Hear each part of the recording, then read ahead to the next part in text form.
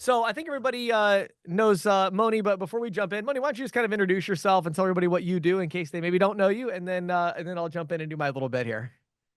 Of course, of course. Well, so Moni, I'm the founder of Deja Vu, and this is my second appearance here on James' show. So I'm kind of getting used to this now, liking it, appreciate it, and yeah. So it's been 18 years now. 2 Right? million merchants or so, have been trying Wow. our terminals and using it, probably still in operation, the better part of 1.3, 1.5, etc., just giving normal attrition.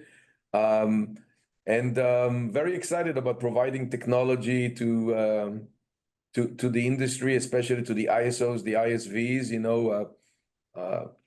kind of pamper the agents and the salespeople, trying to understand what they do and how they do it, and suggest a good idea and features and services that will enhance their operations.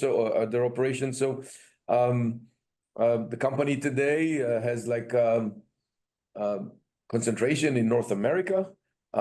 We recently bought our distributor in Israel, so now we have an Israeli Deja Vu, which is nice. And we are now looking into Europe, about 250 employees at the moment, and growing nicely. This has been a good year, a year of IPOS pays, second year of Right. IPOS pays, in fact. So it's showing us growth and patterns that we never knew about. So we're very excited. We have a nice mix now of employees in Puerto Rico, New York, Toronto, Chennai, India, Israel. It's a fun place to work, I would hope. Yeah. Love it. Good stuff. Well, so here's what we're gonna do, everybody. So, obviously, Moni is got all the expertise here to talk about the future of terminal placement. I've got a few thoughts I want to share, so I'm going to talk for 5 or 10 minutes about just a couple things. I've got like 3 slides I want to run through today. Then I'm going to go back to Moni, and I just have some questions for him that I want to ask because I want to get his insights and I want to share that with our audience today. And then after that, we'll open it up for a question and answer. So if you got a question, you can go to the chat, you can go to the question box.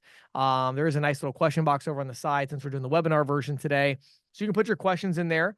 And then Moni and I will do our best to answer as many questions as we can. And Sure. then also after that, we'll talk a little bit more about what Moni has up on his screen right now with the QR code and the pop-up program and some of that. So without further ado, I'm going to just jump into this here. So I have 3 slides I wanted to share with you today. But before I do that, Moni, I had to share this. I thought it was so interesting. So my world today is a lot more about ISVs. I do a lot of work now with software companies, and um, 2 companies in the last week just kind of talking about terminal placement and the future of it. Hmm. We had 2 companies we were working with to help them figure out their payment integration, and we were talking about hardware options. Like, how are they doing this? Are they fully integrated with something? Are they certified? What are they doing? And both companies said, well, we really want to make sure we find a gateway and everything that will work with Deja Vu. That's our preferred device, right? And so I think what's so interesting about this is when we think about like the future of terminal placement, the terminal's not going anywhere. So, you know, there's going to be changes along the way. There's going to be different types of integration, which we're going to talk a little bit about today. But the terminal is here to stay. The terminal is a great way to process a payment, and I think we're actually going to see in the future of this even more of these technology companies where they don't want to worry about getting some kind of specialized hardware certified. That's a big lift. They don't want to do that. They want a nice semi integration. They want to light up a terminal, run a transaction, and that's it, right? And so I don't think the terminal is going anywhere, but I think as ISOs and agents in the industry, I think we need to be thinking strategically about it and making sure that we're providing what we need to provide. So I wrote down 3 things that I want to just touch on real quick, and then I'll let the smartest guy in the call take over here, and I'll interview Moni. So number 1, merchant relationship. I really want to emphasize as we're talking about the future of terminal placement that the most important thing that ISOs and agents bring to the equation as we move forward into the future is the relationship that you have with your merchants. And I think over and over again, ISOs and agents tend to miss that a little bit, or maybe not emphasize it as much as they could, to understand that, wow, like, you have all of these relationships with small business owners. They trust you, right? having those relationships, building those relationships, that is your value. And so we tend to think of the most valuable thing that we have is our residual portfolio, our residual income. That's our valuable asset.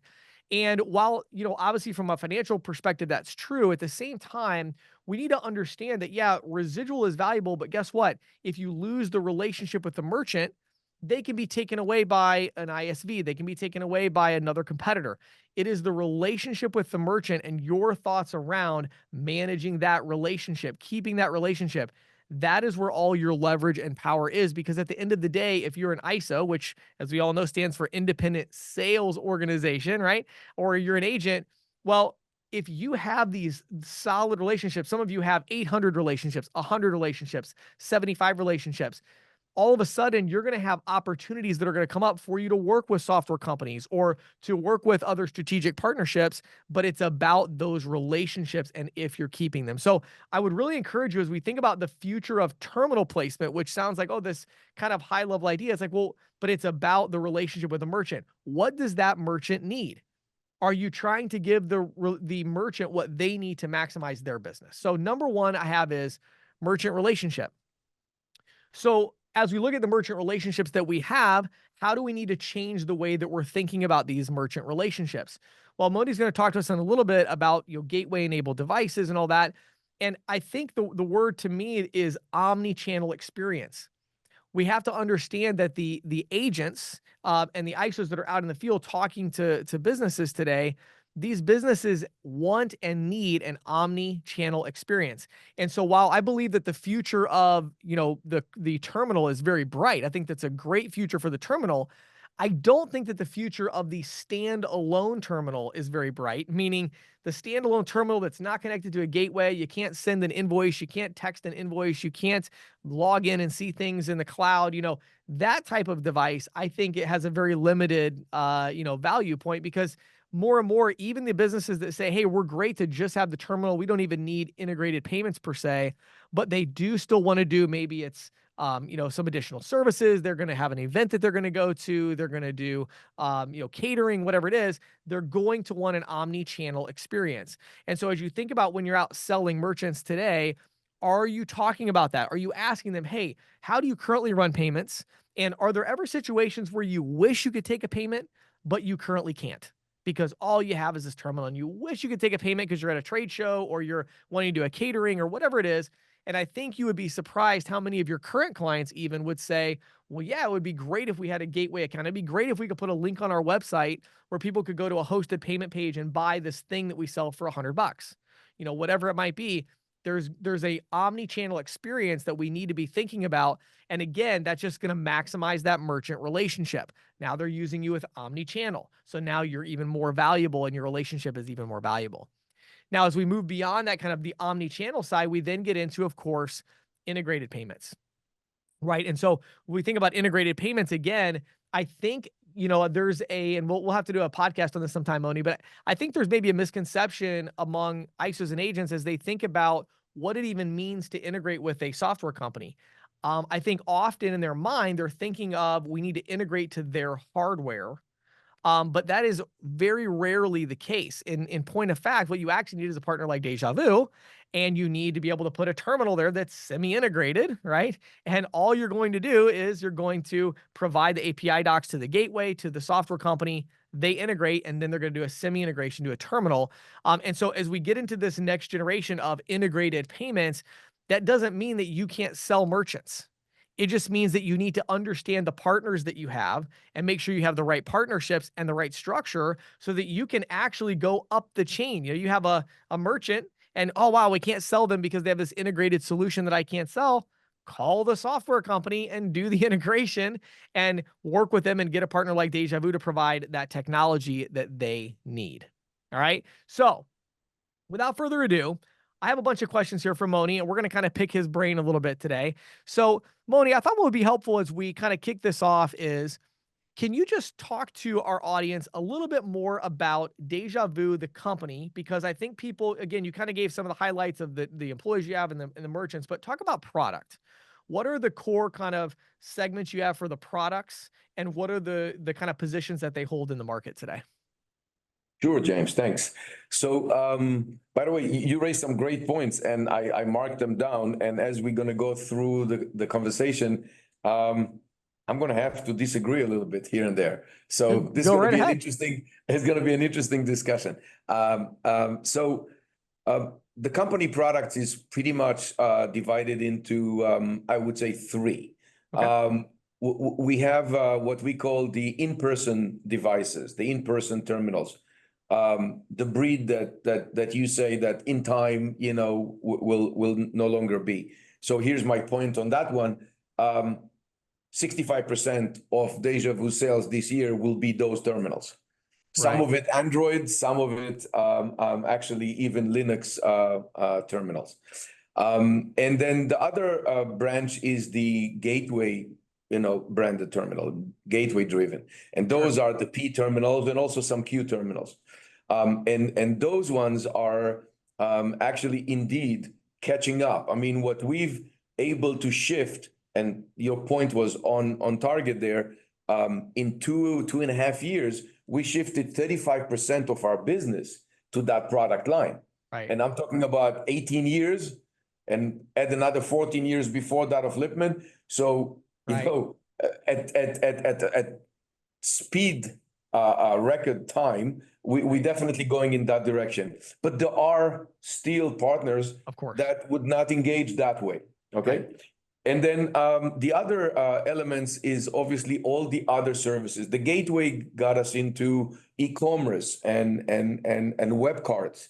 We recently did the WooCommerce interface, so that's a whole new, you know, direction. Of course, that we acknowledge the telephones to be also payment devices in the future, and therefore, and I'll give you some interesting statistics later on about that, because we now have a fairly large database on or about 60,000 merchants, so we know, you know, how they behave and how they go.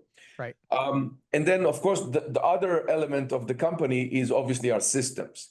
We are the only company that I know that has 2 million terminals as a TMS on the cloud. Right. And exclusively running it.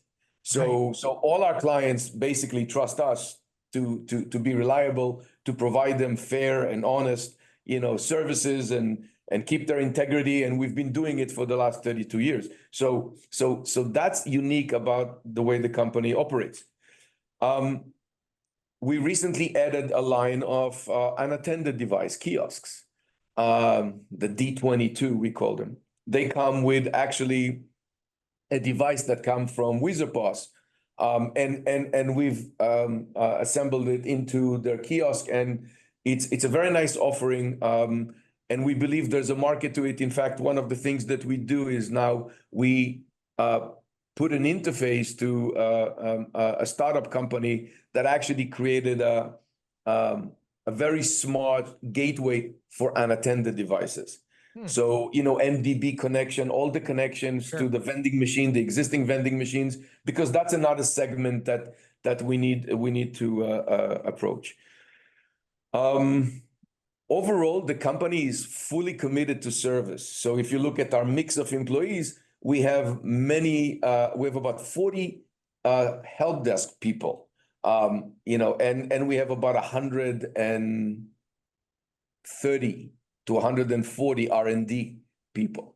So between service, engineering, and QA, it's probably the majority of the company, close to 200 company. The rest is admin, sales, marketing, etc. Right. Yeah, I mean, this is product-wise, I think this is our concentration. What we look at product right now differently. If in our previous lives we were selling terminals, and then some added value, today we look at it completely different. I mean, we're a solution, you know, basically doctor. People coming to us with problems, and we give them the solution for their opportunities. And it grows and grows and grows as far as the ability to service. For example, you gave an example of the ISV, the integration. So we have 50 different transaction type that we can support with integrating to a cash register company or a kiosk company or any company for that matter. And that gives a lot of flexibility to many industries, to a lot of ISVs to take advantage of our products. Right. So yeah, I love that. I think that's great. I wanted to kind of give everybody that high level of like what exactly does Deja Vu and what do you guys provide? Now let me ask this question. When we zoom out a little bit, now we look at the agents. So we have a lot of individual agents on here. They go out in the field, they sell merchants, maybe over the phone or whatever. Yeah. How has their experience, do you feel like, changed over the last 4 or 5 years in terms of, getting the right solution and providing the right terminal and things like that to their merchants? So I would have to assume that I'm not going to surprise anybody by saying that I assess that life is a little bit more difficult than 10 or 20 years ago. Right? It's more challenging. It's less profitable. You got to know better. You got to give more.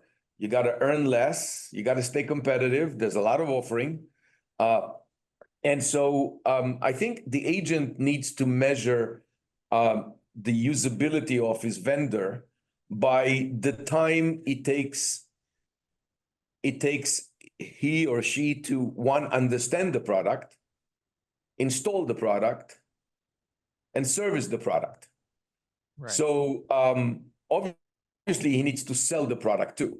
So the experience of placement comes from, hey, if we can reduce the number of visits to your customer from 2 to 3 to a single visit, you came in, you show something, it's perfect, they like it, you were able to hit so many good points. 2 of them they never thought about. 1 of them they're not doing so well with the current provider. And okay, the price, we just saved them a little bit, but here's the benefits that we have created. And then you go to the system and you quickly set up, and then you know that your life is good because iPospace or Deja Vu support is behind you. And you may not even need to worry about deployment because you can just place an order and then we can deploy it and get it all the way, kind of A to Z service. I think this is the experience that the agents want to make sure that they have in place.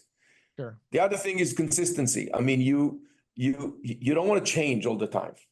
And you definitely want to be problem almost free. I mean, you really don't want to have the reputation of somebody, okay, today is up, tomorrow is down. This thing is like this. The QRG, the quick reference guide you created just 3 months ago is not valid, et cetera, et cetera. We cannot do that. So I think agent life depends on our documentation, on our stability, on our ability to provide them that peace of mind and the opportunity through the features that we provide. Sure. And so then what about the ISO? So of course we have the agent, right? They're looking, I love what you said there. They're just looking for like a great experience. And I think they can lose, it's easy to lose sight of the fact that, hey, if I'm spending a lot of time on support and service of a terminal, I'm now not selling another merchant. So I want to make sure that I've got a vendor that's doing that. What about the ISO though? How has their experience changed? The ISO that's got, a bunch of sub agents out there. What are they looking for today in a terminal provider? And maybe how have you seen that change over the years?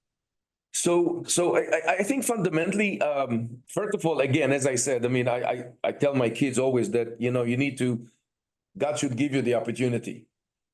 But after he did, okay, now you need to recognize this is an opportunity, right? And then you need to execute and sell it well. Yeah. So the ISO, spend a lot of money in creating a sales force. He has admin, he has management, he has cost, he has a lot of things on his mind. And at the end of the day, all he preach is actually sales. I mean, you're only as good as your sales, as your agent sales and your direct sales for sales, right? Right. So the first thing in mind that I will tell you is that I used to say that, and you guys probably know better than me if it's true or false, but when I was working at Citibank 32 years ago, they told us at the time that the cost of acquisition of a merchant is about $1,000. And I think the number is pretty stable since then, Yeah. Maybe it's a little bit less, a little bit more, whatever. Okay. Right. So what I'm saying is that the number one priority for the ISO is to maximize the opportunity. Once he recognized it, owned it, got it, the agent brought the account, it's in the house. or it's about to be installed or sold or signed. Now, what do we do to make this profitable for us? And what we saw through the gateway is that 31% of our merchants actually have multiple location and multiple devices. In other words, they got the location, but the environment had to be a little bit different and more versatile and not exactly the same. But they had the ability to install multiple devices. Right. So that's the first thing. The second thing is that you can also provide different channels to a single merchant. Now we found that 10% of our merchants on the gateway are actually omni-channel. Now, I think it's a change. It's a change of mind. It's like you go to a merchant's, the terminal could be your anchor, could be your way in. Right. But then you have tap to pay as an extension. You have e-commerce, you have a web cart. You have additional elements that you can set. So we find omni-channels means 2 to 3 or 4 TPNs for a single MID because we provide multiple services. The revenues for the ISO and the agent now grew quite a bit. Yeah. So the omni-channel is not just like a slogan for marketing, Right. but it's actually a revenue generating, approach or strategy. The other things that I think the ISO wants is, again, going back to the bottom line, you need to reduce the service cost, the installation cost, the support cost. And I think those are the two elements that if you have a good, reputable service, if you know your product intimately, and you set up to help their merchants, like if they were yours, and that's our attitude, then I think we give the ISO what they need, and their placement becomes easier, and their bottom line with us is worth more. For example, if you would buy a cheaper device for $100 less, but then you got a slew of problems and difficulties and inconsistencies, then it's not worth it. Right. Right. So I want to go back to something you said a little bit ago. You were talking about how, it's no secret that it's maybe gotten a little harder out in the field, right, for the agent that's selling. And I think we both know that a big driver behind that is just the number of integrated payment solutions that are in market today. So I was thinking about, when I was out in the field, when I started 15 years ago, if I walked into 10 businesses, probably 9 of them, I could sell them with a terminal, based solution. Sure. One of them had a point of sale system that I couldn't touch. Today, it's like 6 of them have something I can't touch, right? And 4 of them I can go after. So how does Deja Vu think about ISV integrated payments? And what are some of the insights you would share with agents and ISOs? Like, what should they be doing to adjust to this change? And how are companies partnering with you to kind of embrace this new integrated payments reality that we're seeing today? So the ISVs for us, or the market of registers and Android registers and iOS registers, et cetera, had been proliferating, of course. Right. Now I think most ISOs have their own systems that they adopted, supported, or learned to sell, et cetera. We help to, I don't know, probably 100 or 150 of them with DejaPay Pro. It's not a big seller, but it's definitely, plug a hole, on the low mid-level range. But your point is correct. So now I'm going to a shop and there's an integrated system there and I'm blocked. But I could be not blocked because here's the thing. When I go and the ISV or that integrated company thinks that they blocked that merchant, in fact, that's exactly the opportunity for us, because we go there and we say, look, you've been paying too much. And if I can show you a way that you can actually get so much savings and even improved service, because today your integration is by wire, it's local area network, it's Wi-Fi, you have your issues, and you're paying, 20, 30, 40 basis points more than you should.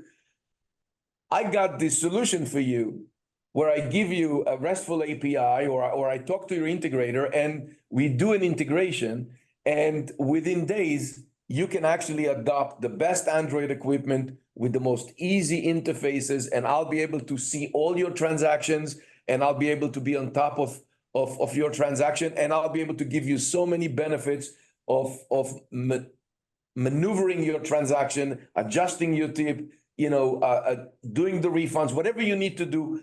And of course, to my agents, I would say, to my indirect agents, to my Right. ISOs, I would say, the fact that you have across the board compatibility for all our existing terminals, our past terminals and our future terminals and our phones like Tap to Pay, Right. and all of them are working consistently just the same way on our Spin interface. That's the solution. You go there, you make that offer. Sometimes the integrators won't do any help for you. They won't pick up the glove at all. Right. And then you're a little bit stuck. But if there's a little bit of willingness to work with you, or if they're already one of the 550 integration already existing of Deja Vu Spin interfaces, because so many hundreds of those registers have already connected to us, Right. then you're definitely in the game. Yep. Absolutely. By the way, before I get to this next question, we're going to kind of transition a little bit into the pop-up program. I know some of you have already been putting your questions in. Please keep doing that while Moni's talking. Maybe a question pops into your head. We're going to get to those here in just a little bit for sure. And so if any questions come into your head, just put them into the either the chat or the question box there. So Moni, I love this. This has been so interesting already. So let's shift gears, and I want to talk about the pop-up program. Obviously, you've got it kind of on your background there and the QR code. So can you give us kind of the high level? What is the pop-up program? How would you describe it to agents and ISOs? And then maybe talk a little bit about that. So absolutely. So pop-up actually started as an idea to promote our customers to increase their revenues. Basically, the idea was that we need to not only think about acquisition for our customers, but we need to think about retention for them.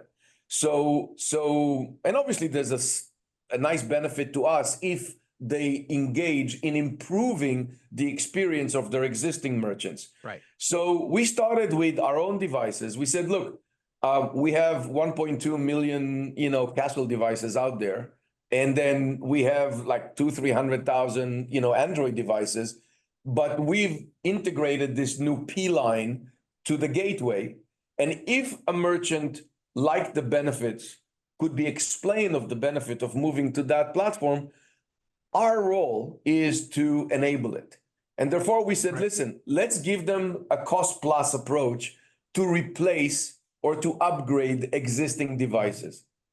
And the first version of pop-up that was probably, 6-8 months ago, maybe more, went out to the market and took a little bit of time for people to understand it. And then once they did, all of a sudden we saw a lot more orders coming for P1, P3, P5s, and they're under the program. So what happened under the program?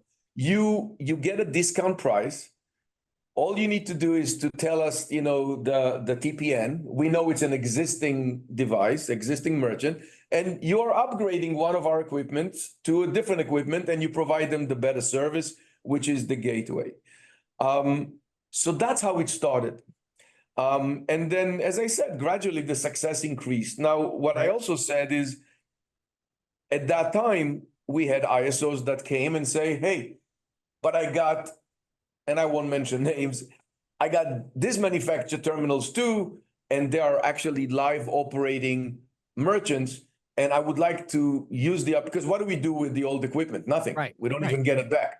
So we don't care. So we said, look, as long as it's a real, merchant, then you know what, we'll accept it too. So if you want to replace, then that means that you take a product and you immediately replace it, and that's good, and it's a trust system, it's an honest system, and we believe you, and let's expand it. And then we expanded it, and some of our good partners took opportunity, replaced one gateway service with our gateway service, or non-gateway service with a gateway service. So that was cool. And then I decided that this program is a never-ending program. Mm-hmm. Because it's good for everybody. You means the audience should know that at any time, if they decide that they want to upgrade, and they should upgrade, and they should think about the retention, and they should think about the features and the locking of the merchants to their unique ability with omni channels, with more, services, with more hooks. that would enable the long-term relationship, then they can trust Deja Vu to give them a pop-up program with the reduced prices and take the upgrade. I love it. So, so let's talk for 1 second about the ISO experience with this. So, getting really kind of practical into the details. So, if I own an ISO, we're currently offering, Deja Vu terminals, but we have other companies that we offer as well, right? Yeah. What do I need to do? Like, how does this program actually work? How do I enroll in the program or whatever? Like, how does it work? So I think the QR code should take you. I believe it takes you to. If you've never been on the program, you're going to sign up to the program because we need to know who you are. Right. Because what happened is when you give us, I need to buy 50 of those machines at a reduced price, and we Right. say great. Then these 50 machines, you have 30 days to put them on the gateway. So within 30 days, we see them on the gateway, and then we program the cost of those gateway services to your contract. Right. And that's how it works. Okay. Got it. Okay. And so then let's say we have an agent, right? So maybe there's like an individual agent out there, their ISO maybe isn't enrolled in this program currently, or maybe they're even selling for one of your competitors. It doesn't matter. They could It enroll doesn't as matter. well, It doesn't right? matter. They can enroll.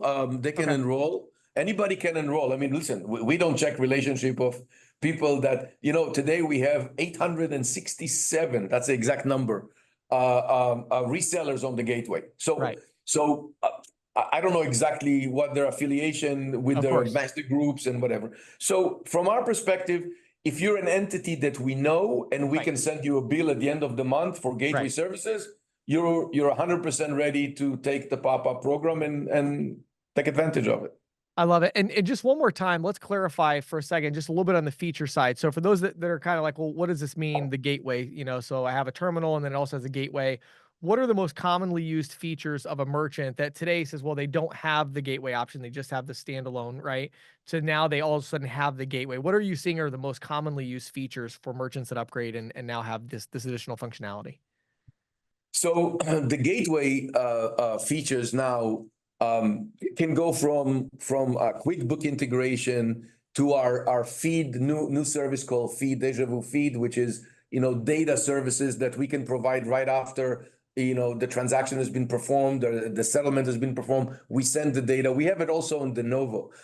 We did it for years. We gave it to our Spin customers, and sometimes Right. they wanted to get the data. We enhanced the security substantially of our gateway. So today we even offering, and I think we have already a few takes where we are branding the gateway to our ISOs. Okay, they Right. need to have already a contract, and then we sign an addendum to the contract. We change the URLs, we change the email notification, the MFAs. We give them their own icons for iPOS Go, our soft POS, tap to pay on the Right. Android phone, on the Android store, and on the iOS store. So we really create an opportunity for the ISOs to be a fintech company.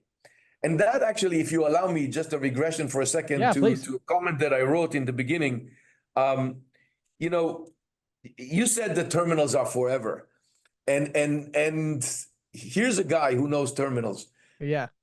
And I tell you, yes, terminals are there. They're not going anywhere. Correct. But terminal is just not enough. Right. You're going to have more Yes.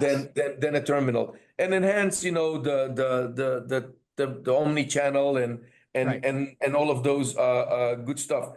But I do believe that if we give this ISOs the opportunity to enjoy a loyalty program, to think about the additional services or the additional hooks that for the merchants that normally a standalone terminal won't be able to give them, Right. then I believe they see the true value, and they can also brand it to themselves because on the terminal side, there is a change, James. There is a change. If you look at Adyen, if you look at Square, if you look at Fiserv, if you look at others, they all of a sudden never been in the terminal business. Now they are in the terminal business. Now they do their own devices. Right. Now they want to be a complete service company, right? Right. Our job is to complete our agents and our ISO to the same level without the means and the millions of dollars and the hundreds of people that requires to maintain such infrastructure. Right. And that's what our main mission statement is. I want, out of my, let's say I have 600 or 650 active gateway clients, in my dreams, each one of them will have the gateway as its own gateway, under its own brand, Right. with its own name, you know? And then when the salespeople of that agent, that ISO goes to the market, they're a fintech company because they have everything, A to Z, soup to nuts. It's all under their brand. And that's all the merchants need to see. Yes. No, I love it. And I'm just such a huge proponent of white labeling. I think White labeling, you know, it's huge. and it's not only white labeling for it looks like it's your product. Again, we now actually struggling how to do it with distribution. Maybe there's no way to do pop-up with distribution, but at the end of the day, if an agent wants to have everything in a box, right, that's what we're trying to create. Right. And the next level actually that we're going to get to is we actually hoping that within a year we can become a payment as service, even help some ISO to board, you know, their merchants on the gateway to do the underwriting, you know, to a certain degree, or to accept a merchant that, for example, you have a SoftPOS customer. It comes from the web. He comes from nowhere. He wants to accept payment. We need to syndicate it. We need to give the lead to an ISO, but we already need to register this merchant, because how would, you know, it needs to be a lead with substance that we can hand over to an ISO and saying, hey, look at this. Right. He chose you because you're one of our, you know, syndicated, you know, ISOs that actually endorse this particular product on the gateway. Right. So we want to do more for our customers so they can do more. Yeah, I love it. And, you know, I think until you actually hire developers and try to build software of some kind, you don't truly appreciate the value of a white label, right? So when you realize how difficult it is to build things, then it's like, wow, we want to find good partners. We want to white label their technology so that we can go to market with something stable and something that we're not worried about. When we started in 2020, I mean, I started this, and the budget was, I think it was $1 million, 18 months. Right. A group of 15, 16 people will put it together. 110 people today, you know, a lot more than $1 million a year. You know, it takes a lot. It takes a lot, but it's good. I mean, it's providing the solution we wanted, we were hoping for. Love it. All right, so we are going to move on to some question and answer here. So let me pull this up. So we got a bunch in the chat, a bunch in the questions. So we're going to start with the chat here, and I'm going to scroll up and just see what we got. So, let's see here. Lots of good feedback, by the way, as throughout the webinar, people talking about they're loving the P8 and different things here. So that's good. So actually, here's a good point that we forgot to mention. You said P8, and you're right. The new integration level is deep linking. We have many ISVs that actually put their own software on the P8, and you'll see it in the Gateway magazine, who are, you know, the article that covered IPOSpace, which I hope you're going to distribute to your audience. Yes. It shows a picture there of P8 with, you know, various POS software that now running a full payment application, inventory scanning and payment all in one with our deep linking, an Android application who bring two other applications together. There's no need for spin. You don't need to go outside, you know, to the cloud even. So sorry about that, but that's great. That's a great integration opportunity for the ISV. Yeah. And that's actually, you know, perfect segue to the first question that popped up here from Greg. Can you explain the difference between a semi-integrated and a fully integrated solution? So a fully integrated would be one that actually doesn't need anything from the outside world. It's all built in. It's like if you think about the micros with the swiper, that was fully integrated, but that's no longer possible. So now you need an EMV, so you needed the upgrade. So the next best thing to going to a proxy like a Spin or others, which is the semi-integration, is to take a deep linking or an internal protocol and connect the payment application to the inventory or the store management application. Now it's fully integrated. Right. Right. And so this is where you'll see, you'll go into a store and they've got a terminal on the side. You're using the point of sale system to ring up the order. And then when it's ready to check out, we're just sending up to the cloud and saying, we need to run a transaction to this terminal ID for $50. Comes back down to the terminal, lights up the terminal for $50, run the transaction, back up. It was approved. So that's the semi-integration. Whereas the full, that's the semi-integration. And the full integration is when you have a P8 and the transaction never leave the terminal until such time it goes for authorization.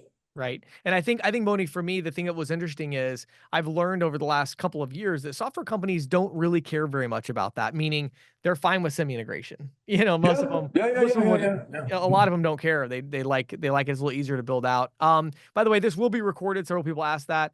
This will be recorded and we'll make it available on the podcast as well as the YouTube channel.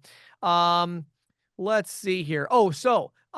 Moni, talk about for 1 second. So everybody right now, if you haven't done this already, hopefully you probably already have, pull out your cell phone right now. Okay. And you got the QR code. Actually, I'm going to stop the share for a second here. So pull out your phone, QR code, go ahead and visit that link. Moni, tell us anything else you want to add about that QR code? Several people have asked about that. What are they going to get? I think it takes you to our website, and from the website, you'll get to the pop-up page. And in the pop-up page, if you're new, then you can sign. If not, then just read the information about the pop-up. That's what basically it's going to do for you. We spend a lot of time, almost a year, to rebrand. As you can see, it's not the deja vu that you know. I'm very pleased. Now I have a marketing department, I don't know, 12, 14 people. Honestly, 3 years ago, I had one. Right. And she left. So there was none. But anyways, yes, today we understand the value of marketing, and the ability to put what you see on the website and the organization of the product and the offering and the ability to get from the product to the explanation of to what industry it applies, etc. All this organization is very important. So the QR code will take you to the pop-up, but it's within our website. If you don't know us, take a look. Check it out. I think you'll learn quite a bit about what we have to offer. Sure. Love it. Somebody asked, what motivates ISVs to integrate? I mean, I don't know what your answer is, Moni. Mine is distribution. I think ISOs really underestimate this. If you look at your portfolio and it's like, wow, we tend to sell a lot of hair salons. Well, go find a hair salon software company and say, we want to sell your stuff. Yeah, so. I agree. If anybody underestimates its power to sell, the most valuable thing that I tell it all the time, I pushed my kids to be professionals. I told them, I'm a salesman. Are you sure you want to be a salesman? I mean, that's what we do. You're only as good as your last sale. So guys, the ISVs is longing for selling relationship. If you can integrate, if you can bring them account, or if you threat to take account from them, I mean, you need to be considered. You need to be you're a power to be considered. So definitely go and present your semi integration. Right. Or the deep linking. In some cases it may work, but you can definitely get business from ISVs. Don't be afraid of them. Work with them. Yeah. And there's so many ISVs that are launching now. I think that, again, there's a lot of misconceptions around this. I think a lot of ISOs and agents look at it and say, oh, well, there's MindBody and there's Toast and there's, it's like, but there's like another, for each of those verticals, there's another 300 ISVs that are small that maybe don't even have I mean, maybe they don't even have a good payment integration that they like. They maybe hate what their payment integration, they're open. And don't forget that when those ISVs, the large one, the Toast of the world, I mean, they're selling usually, large accounts. Right. And so that's a little bit different. Like you said, there's many smaller ISVs, but even the Toast accounts, you go there, if you have a similar offering, and with us, and with others, of course, but with us, for sure, you have a compatible offering, you can bid on that account. Right. I mean, it's not cheap. Toast is not cheap. No, no, it's not. Not at all. Yep, absolutely. One other question here. It's interesting, actually, quite a few questions about the ISV side today.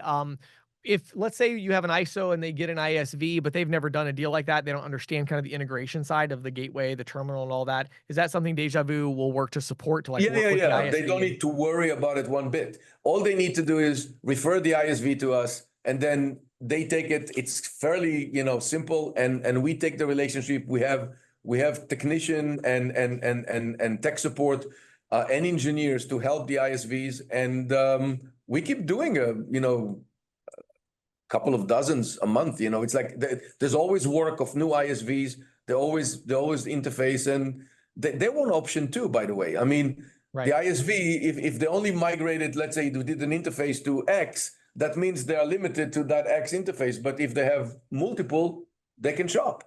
Yeah. Good stuff.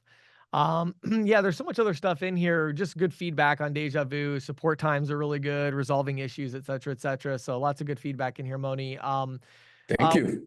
Yeah, one of the other questions somebody asked, I think it got answered, Chris, thanks. I think you already got that, but I did want to answer it publicly here as well, is just to clarify, yeah, if there's an agent and your ISO doesn't offer DejaVu, you can reach out, you can use this QR code, and you can become somebody that is selling DejaVu terminals yourself. It doesn't have to be something that's going through the ISO.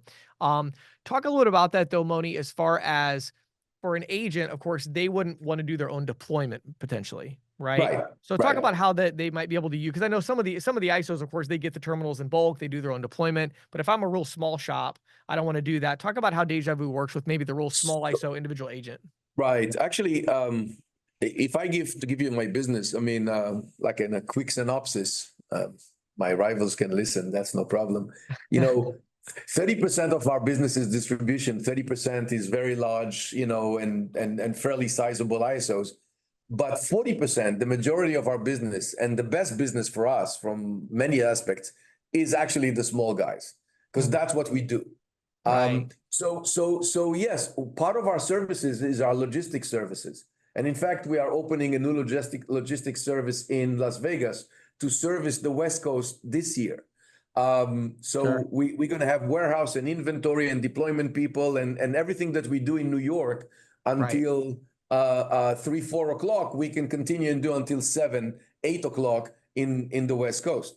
So we will do everything for you guys. We will take your order. We will pick up your terminal. We'll load the terminal. We'll encrypt it. We'll ship it. We'll make sure it arrives to its destination. If the merchant needs to call us, and then fine, he can call us, and we can help you with the setup and everything. So we do. I mean, we don't compete with our distributors. We've always been doing it, and we have many customers who take our services. I think we are deploying, if I'm not mistaken, more than a couple of thousand devices a month. So it's a considerable amount. I mean, maybe I'm wrong. Maybe it's bigger. Maybe it's 3,000 or 4,000. It's big. It's substantial. Right. So you can have all the answers with us. And if not, you go to the distribution.